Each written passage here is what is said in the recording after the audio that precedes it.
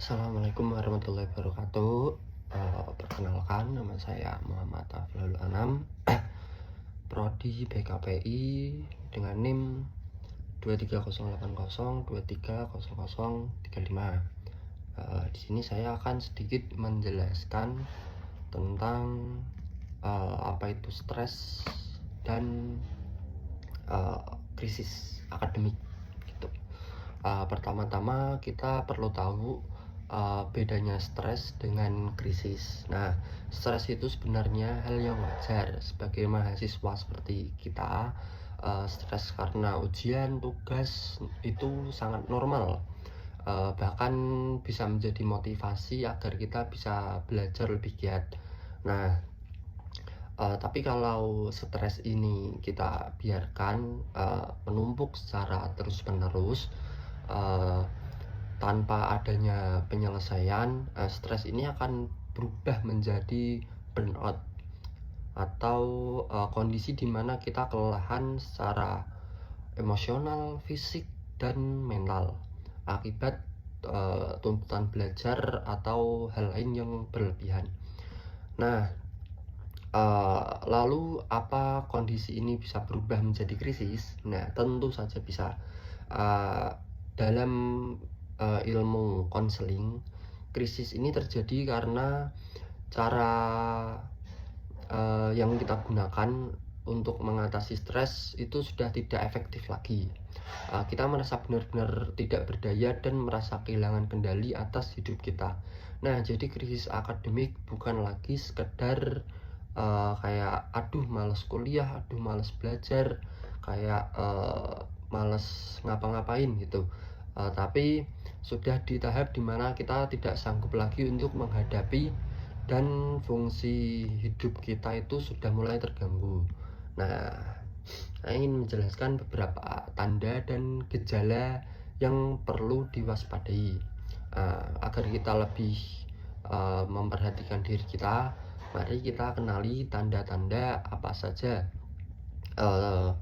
saat mulai masuk pada fase krisis akibat burnout akademik ini. Nah, bisa dilihat dari 3 aspek seperti gejala fisik, gejala emosional, dan gejala perilaku. Gejala fisik itu seperti misal kita sering sakit kepala, susah tidur, atau insomnia. Nah, kayak tubuh itu rasanya semakin lemah, tidak banyak aktivitas fisik, tapi merasa lemes gitu.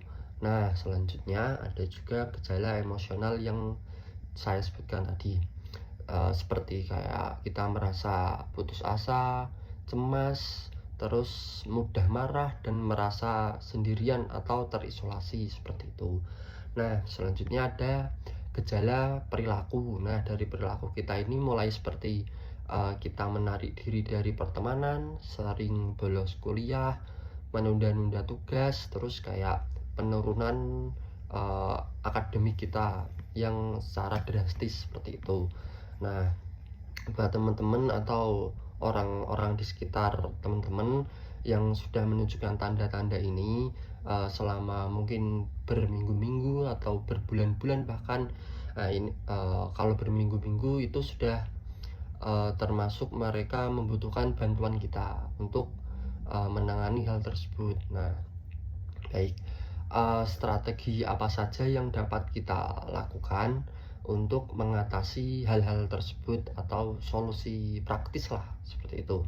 Nah, sekarang pertanyaannya, apa yang bisa kita lakukan jika kita terjebak dalam krisis akademik ini? Nah, ada beberapa langkah praktis yang bisa kita terapkan saat kita dalam kondisi ini. Yang pertama, ada yang namanya kita harus menyadari dan menerima atau kayak misal kita sedang emosi, atau intinya kita jangan menyangkal emosi kita, baik itu emosi negatif. Nah, nggak apa-apa untuk merasa bersalah. Kita harus katakan pada diri kita sendiri seperti kayak, iya saya sedang tidak baik-baik saja dan itu hal yang wajar seperti itu. Nah, selanjutnya ada yang namanya teknik grounding. Nah, itu teknik ini digunakan untuk menenangkan pikiran kita. Contohnya seperti apa? Misal kayak kita menyebutkan 5 hal, ini contohnya ya, menyebutkan 5 hal yang bisa kita lihat di sekitar kita. Misal ada apa gitu, misal motor lewat, mobil, bangunan atau apa. Nah, kita sebutkan hal-hal tersebut. Terus kita juga bisa menyebutkan beberapa hal yang bisa kita sentuh gitu, misal apa nih yang dalam jangkauan kita gitu. Terus ada juga menyebutkan suara yang bisa kita dengar pada kondisi tersebut. Misal kita kayak dengar suara apa, suara burung, suara motor, suara apapun itu. Nah, kita kayak menyebutkan lah.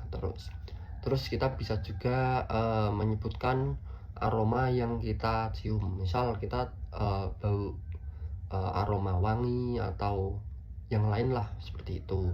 Terus yang terakhir itu ada apa yang kita rasakan di lidah kita. Misal teman-teman di mulut kerasa manis atau asam, pahit seperti itu.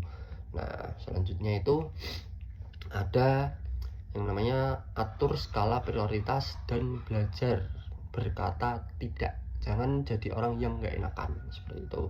Nah, seringkali krisis ini terjadi karena kita mengambil terlalu banyak beban. Jadi kita harus mengevaluasi kembali kegiatan organisasi, kepanitiaan atau tugas, pilih mana atau yang lebih darurat atau yang lebih penting, dan kita harus membatasi diri.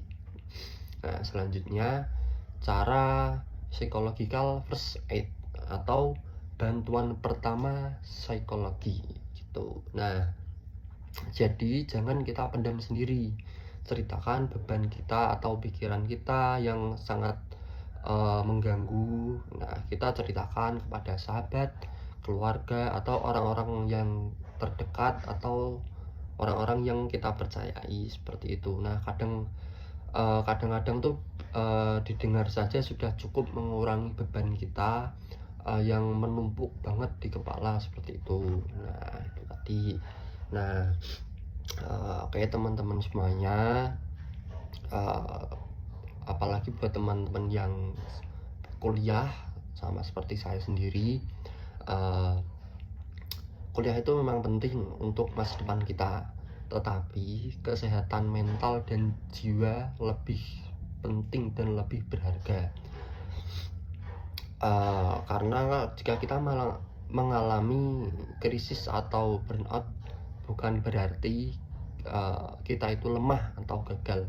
Itu adalah sinyal dari tubuh kita dan pikiran bahwa kalian hanya perlu istirahat sejenak untuk menata kembali strategi yang ingin teman-teman lakukan dan untuk memulihkan diri teman-teman seperti itu. Nah,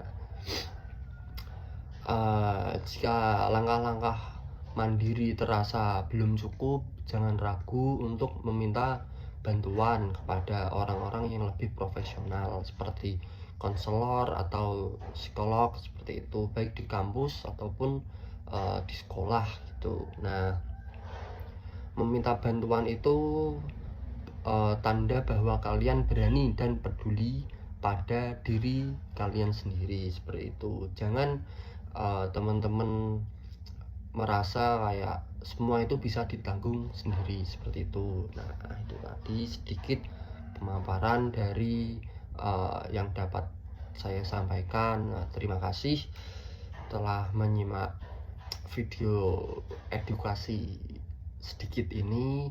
Semoga bermanfaat. Saya Muhammad Aflaul Anam, saya pamit undur diri.